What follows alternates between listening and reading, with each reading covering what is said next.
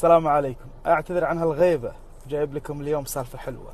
هذا واحد بالارجنتين رايح سوبر ماركت بيشتري له طبق بيض. جاء عند اللي يبيع وقال له كم طبق البيض هذا؟ قال له السعر. فاستغرب المواطن الارجنتيني، قال له ليش السعر مرتفع؟ قال ترى مو منا احنا سوبر ماركت، الشركات رفعت الاسعار. اخذ طبق البيض الرجال بهدوء تام وحطه مكانه وطلع برا السوبر ماركت. قال اقدر اعيش بدون بيض، ما له داعي البيض. صار الحديث دارج بين الشعب الارجنتيني، كل واحد يقول حق الثاني طبق البيض مرتفع ويسولفون عنه، رغم ان البيض من اساسيات الريوق الصحي، الا ان الشعب الارجنتيني قاطعه. بعد اسبوع جت شركات البيض تبي تنزل بيض جديد، فرفضوا السوبر ماركت يستقبلون منهم، قالوا ان عندنا اللي يكفينا، الشعب مقاطع ولا نقدر نستقبل منكم. عاندت الشركات ولا نزلت من اسعارها، قالت ان الشعب اسبوع وبيرد يشتري بيض، ما راح يقدر يتحمل. لكن الشعب الارجنتيني صمل.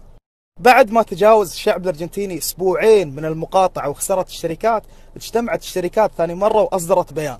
اصدروا بيان اعتذار لكل الشعب الارجنتيني بكل وسائل الاعلام، وكهديه من الشركات خلوا طبق البيض ربع قيمته اللي طافت لفتره معينه، طبعا كانت ربع قيمته اللي طافت يمكن 6 شهور او 8 شهور، وتعهدوا بعدم رفع سعر البيض ثاني مره بتاتا حتى لو صارت دجاجه تبيض ذهب.